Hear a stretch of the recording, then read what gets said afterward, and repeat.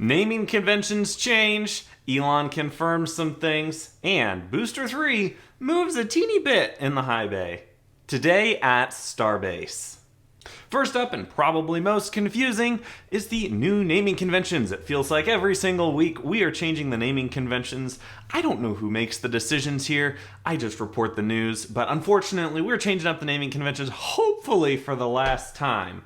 Previously, we were referring to starships as serial numbers, or SN for short, so we had SN8, SN9, SN10, SN11, which we don't speak of, and SN15, as well as a variety of test tanks such as SN7, SN5, SN6, and even the ill-fated SN4. Now, we are currently moving into a new regime where instead of referring to the starship prototypes as SNs or serial numbers, we're going to be calling them ships. So instead of SN20, it's now officially been christened Ship 20. Now, you really want to enunciate that properly, otherwise people are going to start thinking you're saying different things. But probably also more confusing than just the serial number ships change, we also have a BN to booster shift.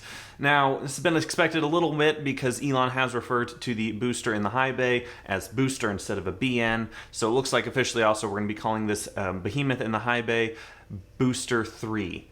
Because it was previously BN2, which was also Booster 2. Now it's Booster 3. Previously SN. I'm confused.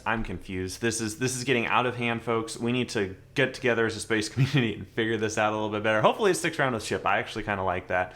Being able to say Ship 20 just seems a little bit more futuristic, I guess, once we get up to those higher numbers, you know, Ship 109 or something like that off to Mars. So that's definitely exciting news there. We got some new naming conventions in the pipeline. It's still technically classified as a BN number, or booster serial number is BN 2.1, at least as far as we can tell.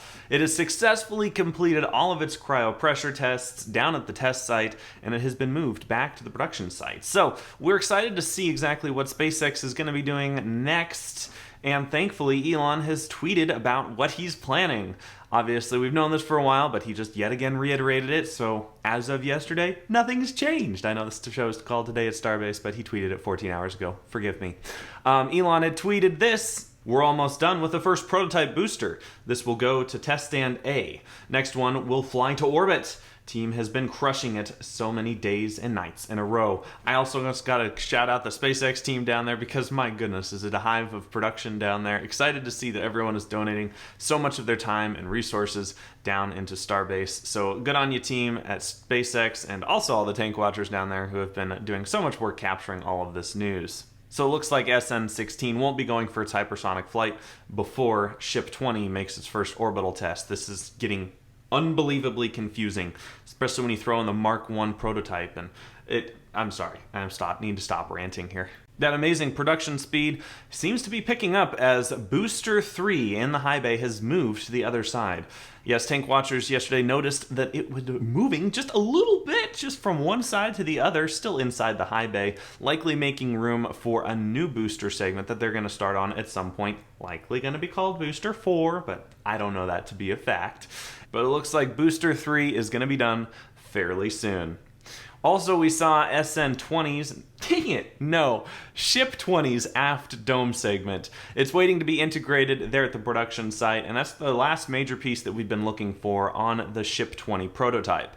Hopefully after that happens, we will see those Raptors getting mounted. Not necessarily news at Starbase, but in McGregor, Texas. SpaceX, it seems, has passed a few extra Raptor engines through their testing cycles, so hopefully we'll see some new Raptors heading down to Boca and getting mounted on some Starship prototypes. Cannot wait for that. Cryotank shells have been getting a lot of love lately as SpaceX is almost done with them. It appears that these huge 12-meter diameter cryotank covers are almost done for the most part from what we can tell, and these tank covers are going to be helping to insulate the cryogenic tanks down at the propellant farm, and that's going to help SpaceX keep those propellants nice and chilly before any future tests. And finally, not to be overshadowed by the tower that is looming right next to it, the launch pad is finally getting its crossbars attached on top of those orbital posts.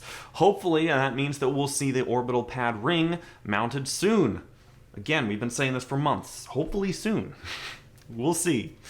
Alright, that's it for today at Starbase. Thank you for watching. Make sure to like and subscribe and follow us on Twitter at Today at Starbase. Godspeed.